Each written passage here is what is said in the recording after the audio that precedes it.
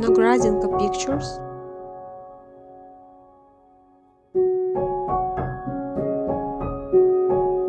Golden Hands Production представляют зефир малиновый. Для сиропа возьмите сотейник с толстым дном. Влейте воду, добавьте агар-агар.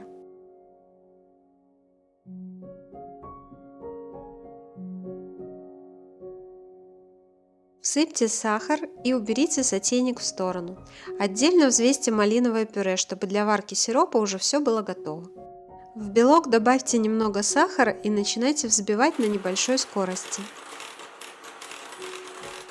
Когда белок взобьется в пену, вот до такого состояния, добавьте примерно треть сахара и взбивайте на средней скорости.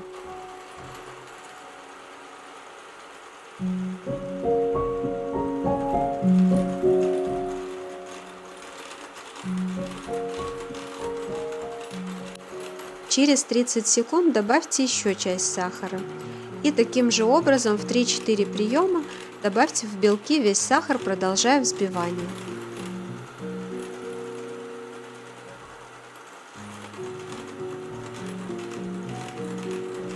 Взбейте до получения пышной и блестящей меренги. Вот такая масса должна у вас получиться. Когда меренга готова, начинаем варить сироп. Поставьте кастрюлю на средний огонь и, помешивая, доведите до кипения.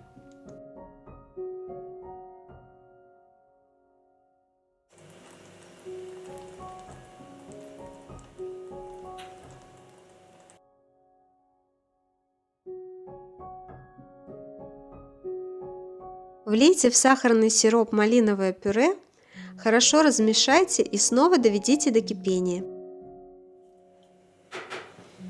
Варите на среднем огне еще 4 минуты, периодически помешивая.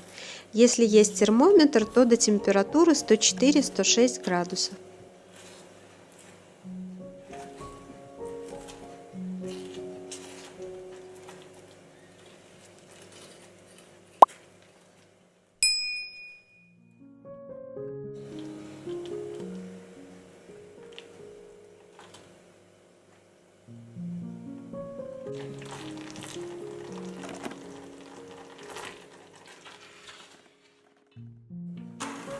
Включите миксер на среднюю скорость и влейте в меренгу горячий сироп, стараясь не попадать на венчики миксера, чтобы сироп не разбрызгивался по стенкам чаши.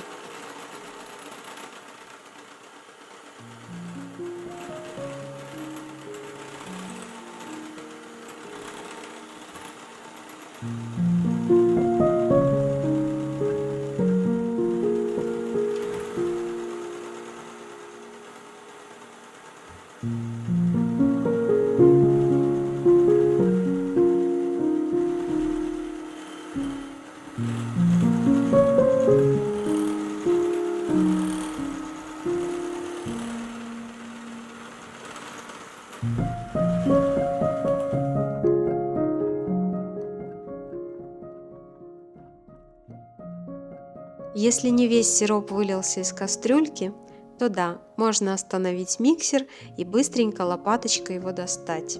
В классическом рецепте зефира, когда сироп варится из воды, агара и сахара без добавления пюре, так действительно лучше не делать. Но здесь, как видите, сироп вполне жидкий, и я его не отскребаю от стенок кастрюли, а просто выливаю, помогая ему лопаточкой. После добавления сиропа увеличьте скорость миксера до максимальной и взбивайте еще примерно 40 секунд. Время взбивания зависит, конечно, от мощности миксера, но слишком долго взбивать тоже не нужно, чтобы не перевзбить массу. Ориентируйтесь по консистенции. Когда вы взбиваете и зефирная масса становится более густой и даже немножко так наматывается на венчики, значит миксер уже пора выключать.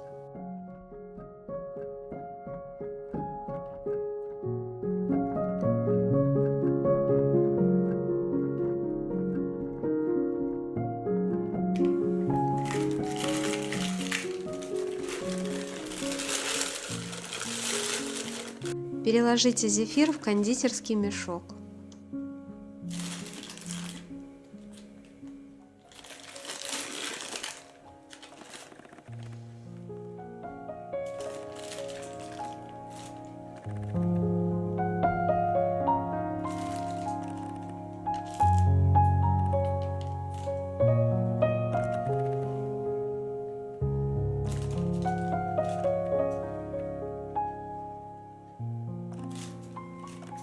Если видите в мешке большие пузыри, слегка нажмите пальчиком, чтобы удалить воздух.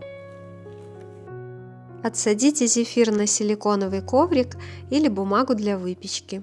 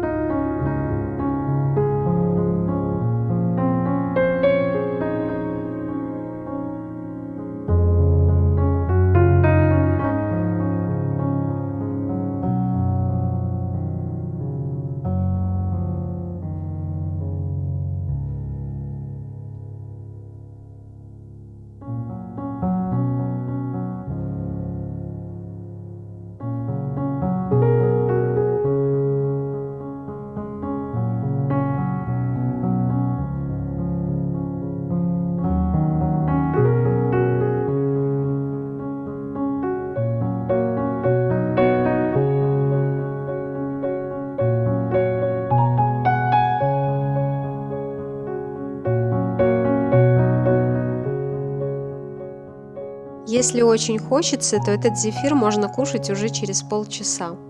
Но лучше все-таки дать ему стабилизироваться при комнатной температуре 8-10 часов.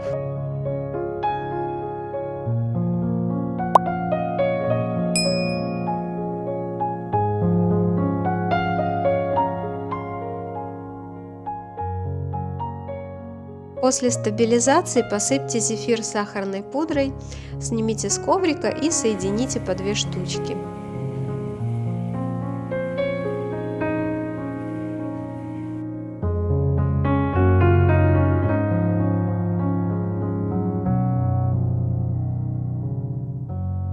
Или можно не соединять, а донышко зефирок тоже посыпать сахарной пудрой, тогда будут у вас компактные миленькие зефирки. От души благодарю всех, кто досмотрел до этого момента.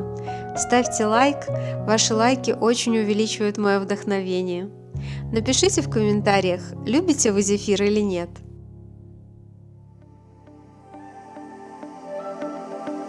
И до встречи в новых фильмах!